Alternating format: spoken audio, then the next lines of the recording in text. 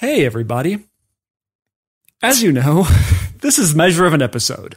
Our continuing mission is to explore what makes a Star Trek episode a good Star Trek episode, and not just good TV. My name is Paul. And my name is Jonathan. Very good. And what episode will we be speaking of today, Jonathan? Stigma, the Enterprise episode. Season 2, episode 14. Yep. Very good. The blurb was something about how Enterprise was going to a medical conference.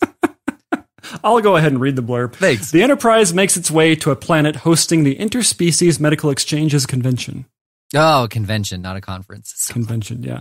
I think it's the same thing, honestly. I don't think that those things... If it was the same thing, there wouldn't be two words for it. Yes, clearly you don't speak English. I don't go to a parent-teacher convention. You could call it that. Yeah, I mean, I see no reason not to call it that from now on, actually. People are going to think you're a Russian spy trying to infiltrate the small community. I am off to be having parent-teacher convention. Okay, so this is a very interesting episode because, first of all... the theme song sucks. Oh, can I tell you? So I remember when this show started airing. Mm-hmm. I was excited about it since it had been announced. Yes. And I was like, oh my God, a new Star Trek episode. This is amazing. Right. And I brought all of my friends over who didn't care about Star Trek to watch it with me at my apartment. I was in college, I think, at this point. I don't remember. Anyway. Yeah, no, that's about right. 2000, yeah. Yeah. And I sat them all down. And honestly, one of the great things about Star Trek shows was a really great theme song, orchestral great theme song. Always made it. I mean, it's always been famous. Everybody can kind of hum it, maybe with the exception of DS9. Boy, was I surprised, equal amounts surprised and disappointed and disgusted when this came on, when it was just a pop song. Right. I couldn't believe it. I was like, oh God, this is terrible. Yes. Because it starts out, I think the pilot starts out with something crazy happening with a Vulcan. No, something crazy happening with a Klingon. Yep. And it ends pretty intensely. And then I'm like, oh boy, here comes that's the cold open, looking good. Here comes the main title. And it's just like kind of mawkish. Way. Yeah. It's just mawkish, crappy pop song. So bad. By somebody who sounds like Rod Stewart. I'm like, Rod Stewart? Right. What? Like, how out of touch are you people? No, it's just somebody who sounds like Rod Stewart. Okay. I don't know if that's better or worse. Right. I actually thought it was Rod Stewart until now. And I think his name is Russell Watson. And was he famous at the time? Or was he just sort of hey, this guy might be famous, let's throw him into the Star Trek episode? I would, I don't know. I do not recognize the name, so. I don't want to assume this, but I'm going to assume that Diane Warren, the person who wrote the song, had never heard of Star Trek when she was commissioned to write this theme song. No, I think she was commissioned, and they kind of told her the premise of the show, and they wanted the theme song to kind of talk about reaching for the stars and like having a small beginning and like where we are now, like how amazing is this? Yes. Yeah. You know, and she was given that, and they were like, and we want it to be something that could be played on the radio. Right. Because there's nothing special about it. No. And honestly, if Diane Warren was a fan, she would have said, no, how dare you ask me to write. That's how you know she wasn't a fan, because she said, okay. Okay, so should we talk about the episode? Yeah, let's do it. Okay, so interestingly enough, the first thing that struck me about this episode, in a general sense, is another episode where the obvious theme is prejudice. Again, yeah, well, and they did a total, well, not a total 180, but I expected it to be like the hashtag #MeToo through the first half, and then it suddenly became about minority oppression, and yeah, so I did not expect it to go in that direction. Right, and it of course wouldn't be a Star Trek episode without a little mind rape. Yeah. Well, without a little rape based on your previous week. Yeah. So any flavor of we rape. may need to amend that to our criteria. So I guess at this point, it has met our criteria so far. There is an A plot and a B plot. Yep. The B plot is a more personal plot. Yeah. But it has nothing to do with the A plot. So strike one. And it is another FU plot. So strike two. Because honestly, every single scene is the same scene where the doctor's wife hits on Trip. That's his name, right? I don't think they ever say his name, but his name is Trip. Yeah, no, I think you're right. I remembered him being Commander Tucker, but he was Trip Tucker. So yeah, Trip. Okay. Yeah. And every single scene is the same, where he's uncomfortable. The doctor hits on him. He's uncomfortable. The doctor does not hit on him. The doctor's wife hits on him. Phalanx or whatever his name is, and we'll talk. It's Lieutenant Supernova, just so you know. I typed my notes, and Phlox was not red squiggled, so it wasn't a spell. Like the computer knew it, so I looked it up, and it's actually a strongly scented flower, which explains why when they met each other, they smelled. They were smelling each other. And yes. There's a later episode, or I think an earlier episode, where he feels threatened and he puffs himself up.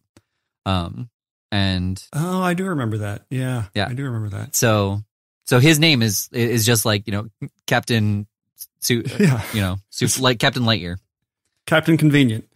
Yeah. So that little part of the episode where the doctor meets his wife after having not seen her for 4 years, and they don't kiss. They have this what's meant to be very intimate sort of smelling session. Mm-hmm. And that to me is the only science fiction element of the rest of the show. That little 7.5 seconds.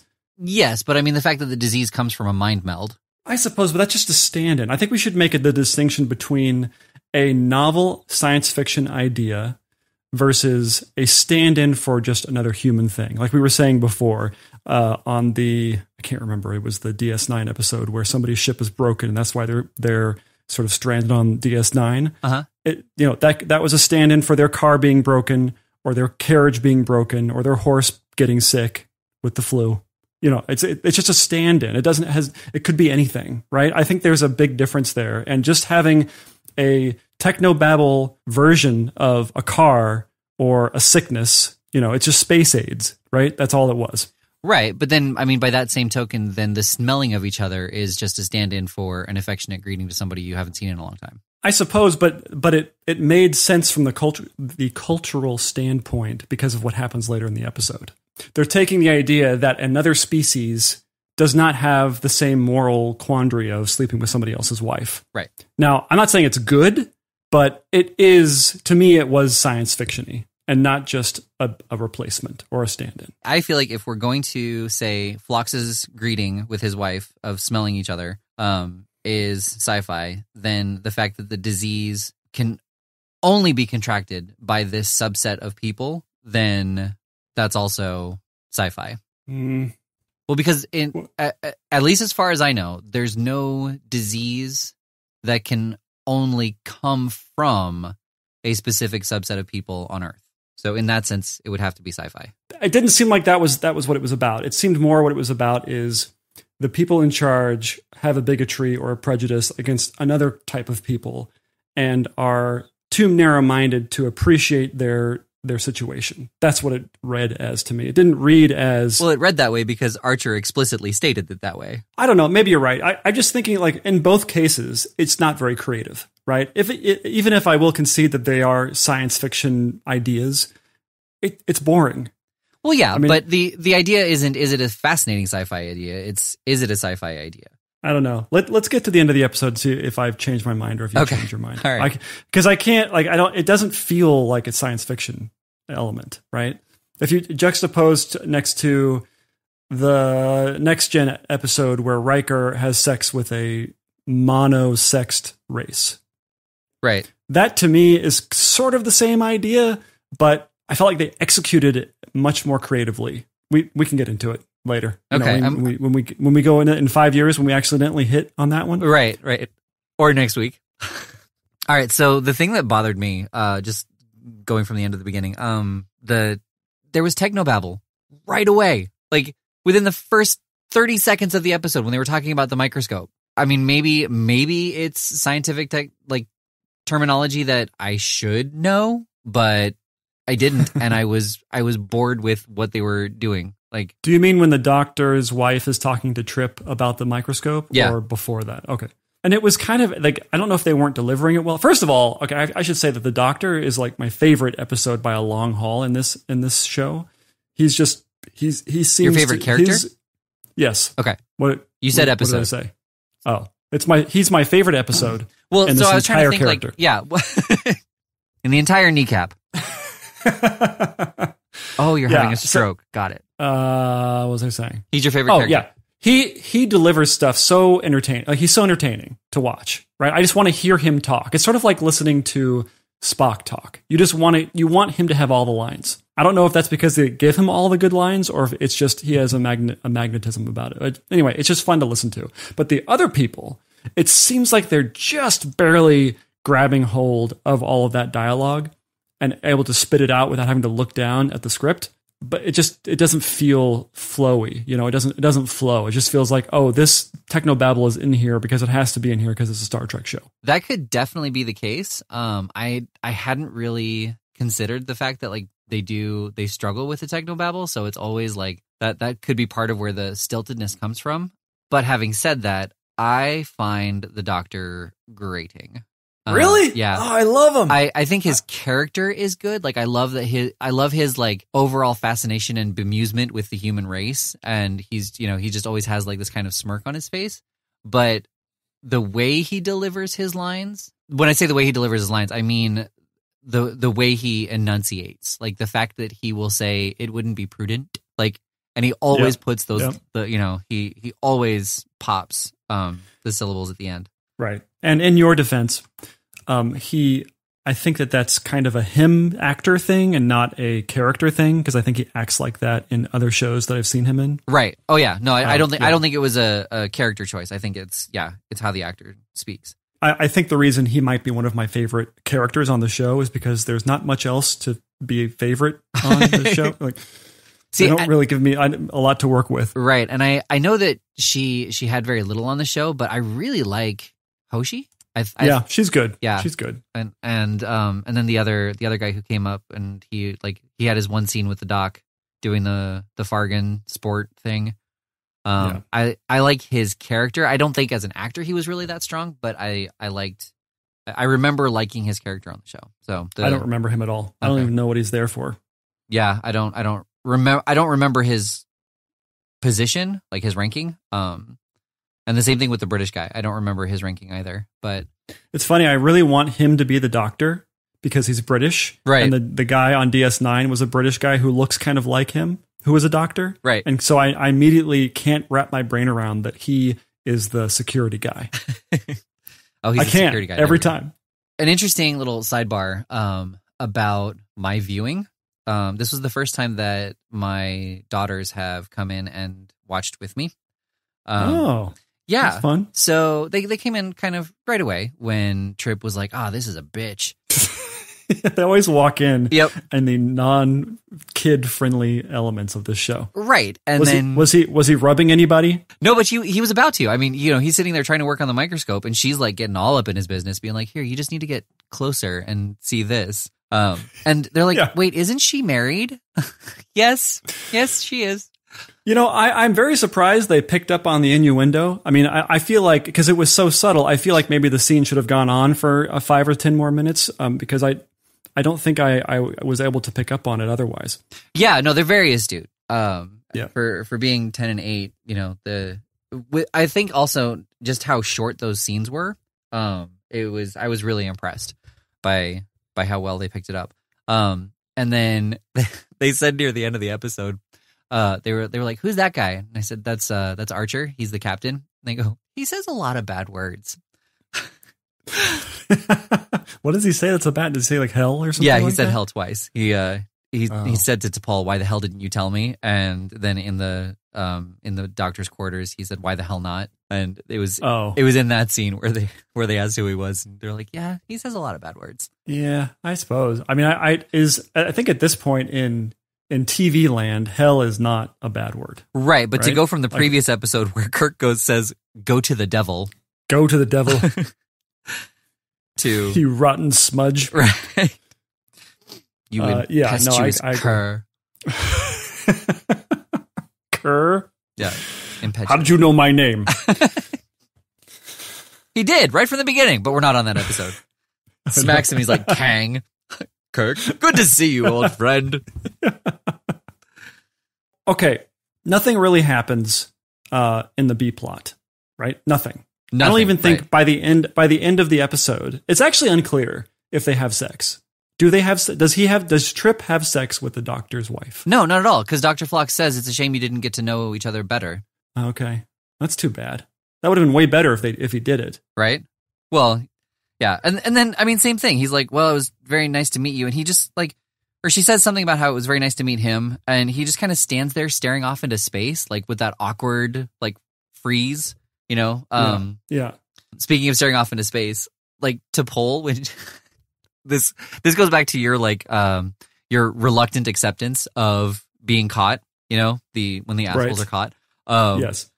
The very obvious side eye lie for the camera. Oh yeah. You know, where the character says something that they know is a lie and they like start kind of looking off to the left and right as they're saying it or when they're done saying it. Right. Yeah. To Pol, I absolutely did that. Yeah. I mean, maybe it's a TV thing. Maybe because you have to hit it home or people like that. You can't have subtlety. Clearly the note was no subtlety in this show. Because every single bit of dialogue is just right on the nose. There's no finesse to it at all. And it makes me think that it is on purpose. Right. I don't remember if TNG was like this, and obviously we'll find out, but I feel like the show was much more subtle about its messages and positions, and like it was more about presenting them and kind of, you know, casually discussing them than blatantly saying like how Archer did. You know, your race is just as bad, if not worse, than humans. You mean the writers didn't have contempt for their audience by spelling out every single thing that's happening on screen? That's kind of the impression. Yeah, I feel like the higher ups were saying, you know, you have to understand our audience is stupider than you think they are. Yeah, I mean that must be what's happening, because I'm going to assume that the people who are writing on the show must not be doing this for the first time, right? Right. And this kind of writing feels like, oh, this is what amateur writers do. They don't know how to portray some of these things with subtext, because there's no subtext in the show. Zero. Right. And I think the difference between Next Gen, to your point, the difference between Next Gen and this show in terms of exposing a theme or something like that is they give the opposing side a good reason.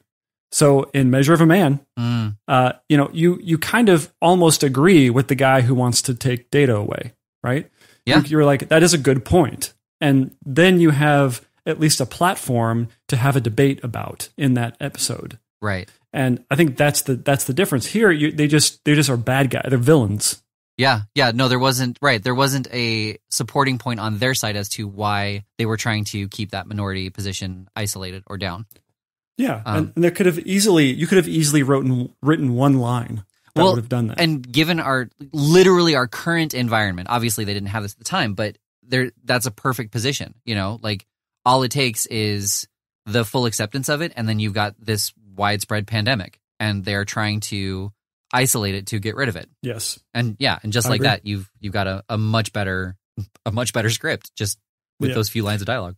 So one thing that popped out at me, the things that I noticed the most about this episode that wasn't plot related, because there was very thin plot, you know, was, okay, so when they do the establishing of the conference or convention, or whatever the hell it is, they do this kind of sweeping thing where they go across the thing outside, and it goes into the convention center, and it kind of sweeps around, and it looks like a video game cutscene. Okay.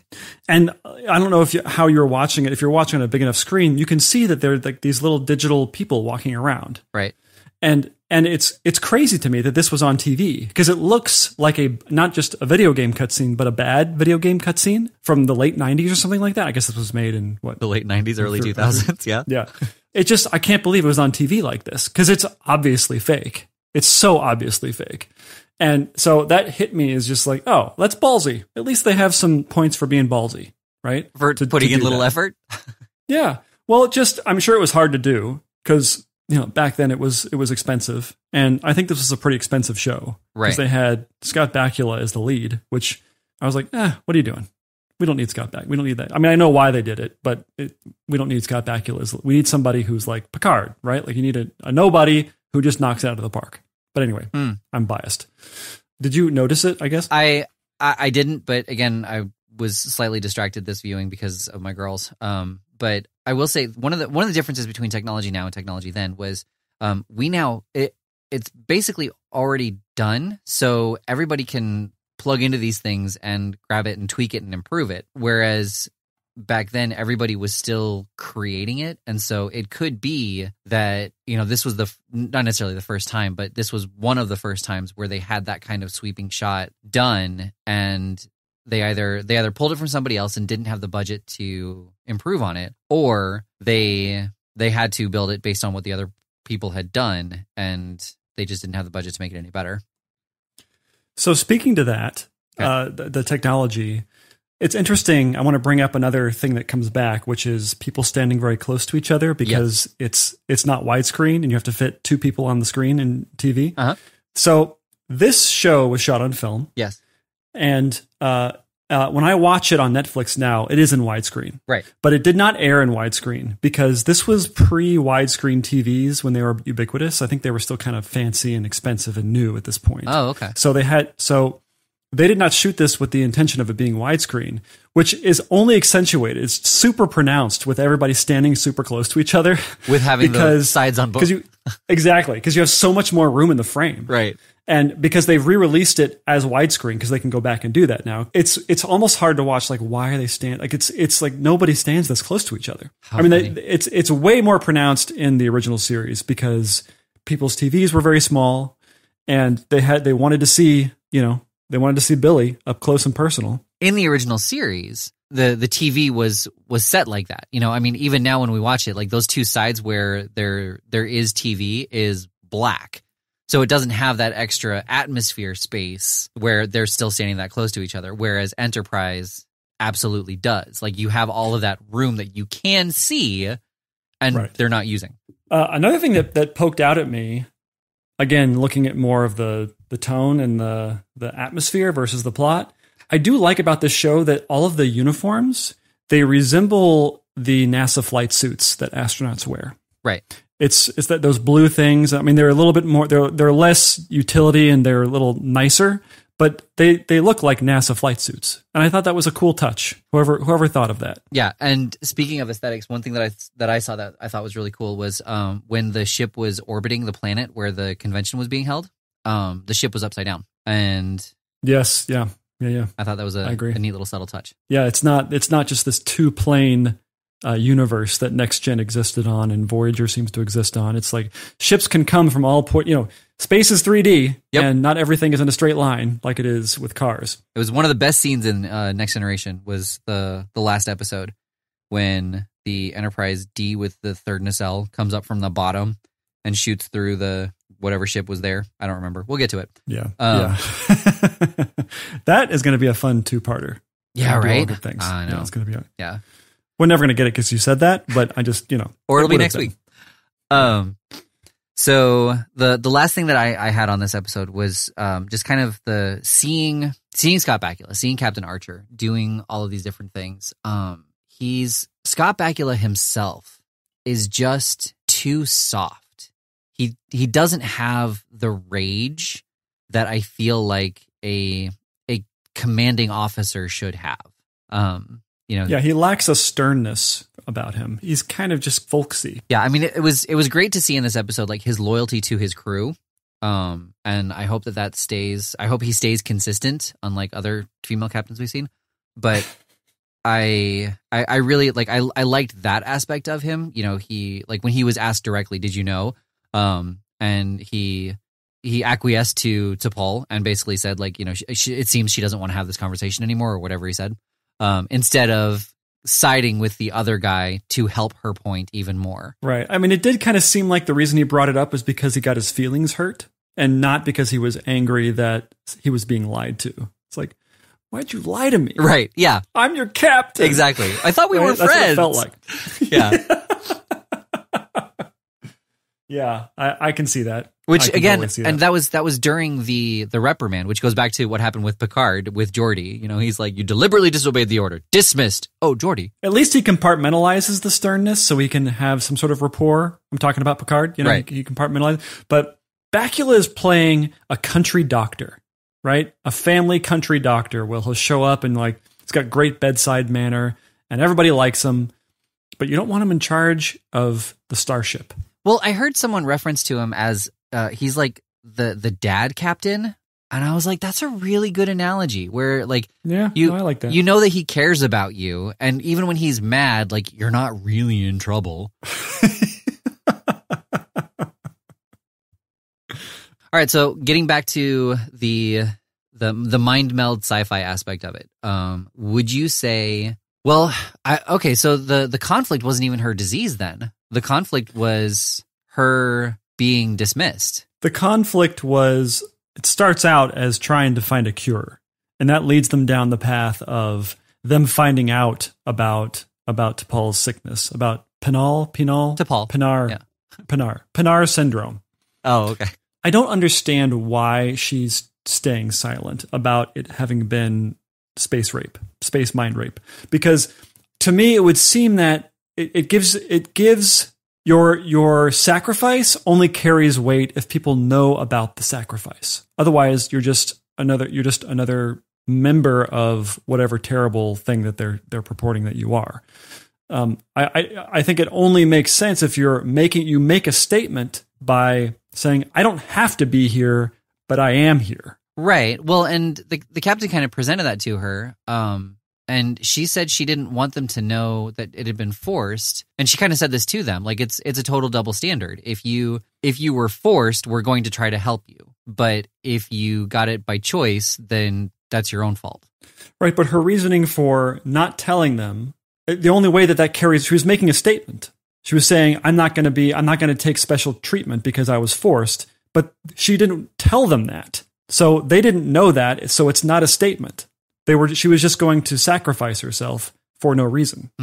Right. Okay. Can I say something? No. Just based on actors playing Vulcans. They have this misconception that playing a Vulcan means you're just dry and unengaging. Basically, it's an excuse not to act. You just read the lines, right? Which is not true. Like you don't put yourself in a neck brace to act like a Vulcan, and that's what made Spock, Leonard Nimoy, so good at it.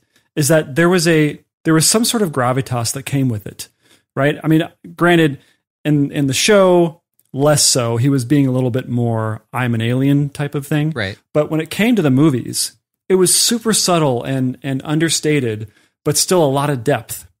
And for some reason, it became this thing, I think, very outlined by, who's the Vulcan on Voyager?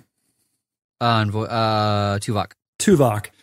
So Tuvok plays it like he's doing an impression of Chevy Chase doing an impression of Spock. That's always how it read to me. And that's just the wrong way to approach. It's actually it's much harder to act like a Vulcan, in my opinion, than just to act like a human reading the lines. Well, so I will say it's got to be even harder. Like, who was the first person to ever play a Vulcan? I think it was Leonard Nimoy. Well, no, because he played a half human, half Vulcan. And that's the... Okay. Well, right, I know that I'm splitting hairs here, but like that means he was able to convey more emotion in his dialogue than a regular Vulcan should have. I mean, I kind of disagree with that. I felt like that Spock was always rejecting his humanity. And at least I never obviously, okay. So the caveat being here that I haven't seen a lot of the original series. And so if that is the prototype for Spock, then maybe he goes against that in the later movies. But what I like about Spock is that he seems to be rejecting that humanity, but it kind of coming through in some ways. That's what makes him an interesting prototype for being a Vulcan. Right. But that means the next person who played a Vulcan had to go even further distant from having human emotions. Right. But if Spock was trying to reject his humanity, he was constantly trying to reject it. Right. So in that sense, probably what we're getting most of the time from Spock is the way a Vulcan acts. As opposed to him always like B'Elanna in Voyager, where she's half Klingon, and she sort of splits the line all the time, where she's temperamental and irascible, but she also has sort of a soft part to her that is always fighting. With Spock, I don't get that. But see, okay, so with B'Elanna, she hated her Klingon side, and she always tried to oppress it. But there was always this rage that built up in her that she had to constantly suppress. Right. So she was arguably a less subtle a less subtle, not arguably, expression of that. Yeah, unanimously. Yeah. So then with Spock, who's half Vulcan, who has no emotions, and half human, who expresses emotions, he is dealing with that same level of conflict, just with all the emotions. So when he finds something funny, he's literally suppressing the desire to laugh. When he finds something upsetting, he is suppressing that urge to be mad or express disappointment or anything like that, like on a daily basis. And so I think like his subtlety, obviously he was the first one. He could have done it however he wanted, and that would have set the precedent. But whoever came after him whoever came after him as a full-on Vulcan had to display someone who literally didn't have that issue, didn't have that struggle with their emotions, which isn't very exciting, and it does read like cardboard. And I think that it makes anyone who plays a Vulcan after him kind of difficult to watch. Right. I mean, I will say though that Vulcans are not bereft of emotion. Right. They're constantly repressing it themselves. And granted, their culture is centered around not having emotion. They still have it. Right. They're just really good at suppressing it. So I suppose it's arguable that they all should be kind of fighting in some way. And in some instances, it comes out. And kind of the way that we are professionally as humans. And in a professional context, no one is supposed to display any kind of emotion, really. Right. There's a different kind of vocabulary that you use versus out when you're having a beer with some friends. It's a much different experience. So there needs to be something going on behind the eyes when you play a Vulcan. Something. Whether you're half human or not. Like, there's got to be something going on. That's fair. I will concede that. But I think that Spock was able to convey more because of the half human side. And I think that there are very few actors out there who are good enough to continually have those emotions playing behind their eyes, especially when you're dealing with either dialogue or the camera at a distance. Well, especially in reaction. Spock was great, or Leonard Nimoy was great at reaction. When something was said to him, for some reason you felt it. Right. Where with T'Pol, I just felt like, there was one scene that kind of read interesting to me, which was when I think they were calling them out on the lie. No, is when they were in the conference room with the doctor and they were sort of playing this, they were playing this game of, it's very interesting that you have a Vulcan crew member. And, near the beginning, yeah. And you're asking about this. And I felt like her performance there had something going on at least, but for the most part, her performance is just be as dry as possible because that's what a Vulcan is. And her performance is subduing rage. It's not really explained throughout the first season, but in the first couple episodes, she talks about how disgusting humans are and how disgusting the smell is on the ship. And so I think, I don't know if that was written in to explain her behavior or if she actually was trying to act out based on those lines. But she does constantly have this level of just dry distance from everybody, and at least in the first season, I don't remember her well enough to remember how she was in the next 3 seasons. But me neither. Yeah, she was more of a sexy. Right. Like they're like, wouldn't it be cool if we had a sexy Vulcan? And that's the end of it. Yeah. And I think that was a reaction to maybe 7 of 9 because she's kind of in that very tight leotard. It's almost the same character in a way because 7 of 9 was very dry. Right. So there was Troy. Was there anybody on DS9 who was like that?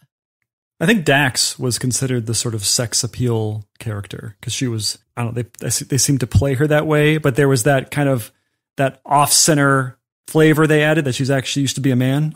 Right. So I think that she was meant to be, because I for some reason I remember there being kind of sexy pictures of her with the dots makeup. Oh, okay. Yeah. So that was all that's all that popped out to me at this episode. Not a very remarkable episode. It wasn't. Where did we land on the mind meld disease? I felt like it was so in the background. It was something that was just even reported to us. We didn't even get to see this. I mean, we may have seen it in the past, right? In the but we don't even get. They just talk about it. It's just reported to us. So that to me is a big demerit. Okay. To it being a good Star Trek episode, and the B plot has nothing to do with the A plot. Nothing. Right. I don't know. It didn't strike me as anything overtly science fiction. Right. Okay. He doesn't solve the problem They sit in a conference room. Well, right. And is unsuccessful, by the way. I mean, the solution is reported to us after the fact, too. The captain's like, oh, by the way, you don't have to go back to Vulcan anymore. The end. Right. That and the solution was, what am I trying to say? Hold on. I know you're cutting this out, so I'm not worried about it. Am I? Just leave all this dead air. I'm going to go even longer. I'm not going to say anything. Oh, you don't want to play editing chicken with me. Yeah, keep that in. I can take out the coughs. I can edit you into an idiot. I know. I'm excited to hear that episode when you finally just are done with me. What do you mean excited? That's every episode. So where do you come down? Do you think it's a Star Trek episode or a good one?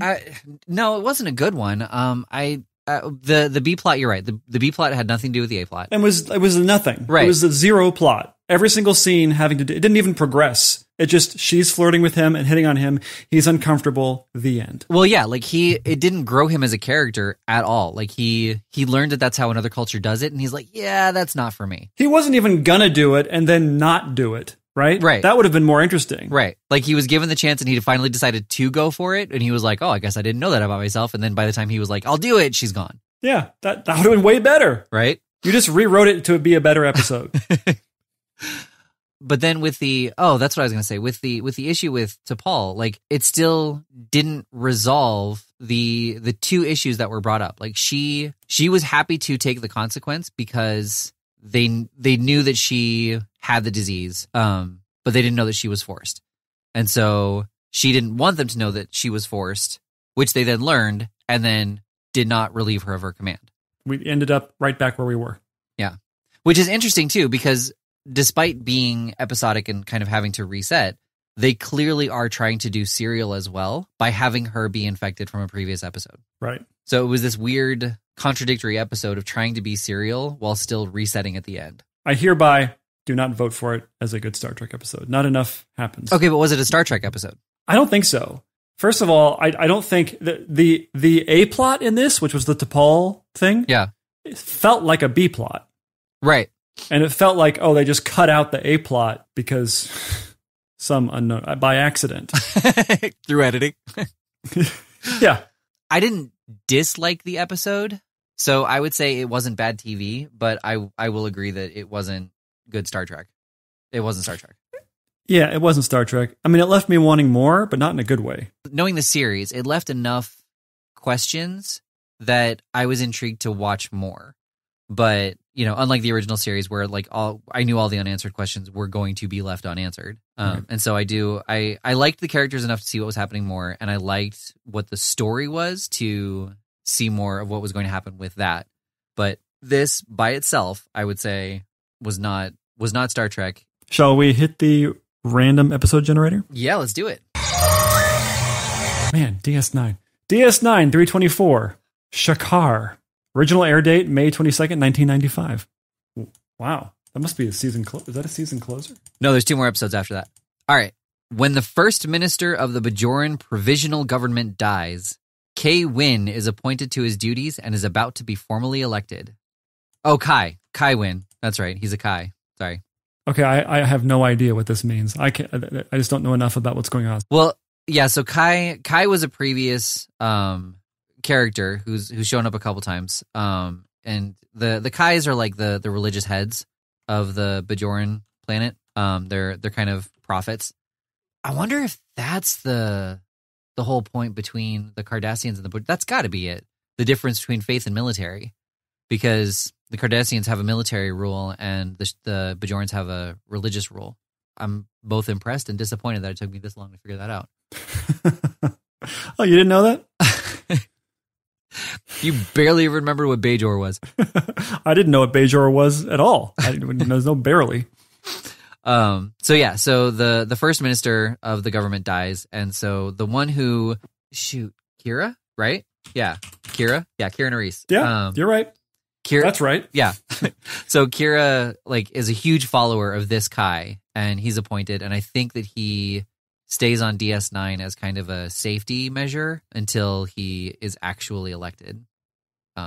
If I'm remembering correctly, that's kind of that's what this episode And this most likely will all happen in the cold open. Right. Yeah. So that's what happens in the cold open, and then the rest of the episode is about Odo struggling with his emotions. Yeah. Cracking wise with Quark. God, it's gonna bug me forever. But you're okay with Phlox? I just want to see where your line is. Well, not anymore because you told me what it means. All right, cool. Yeah. All right, let's go watch it. Okay.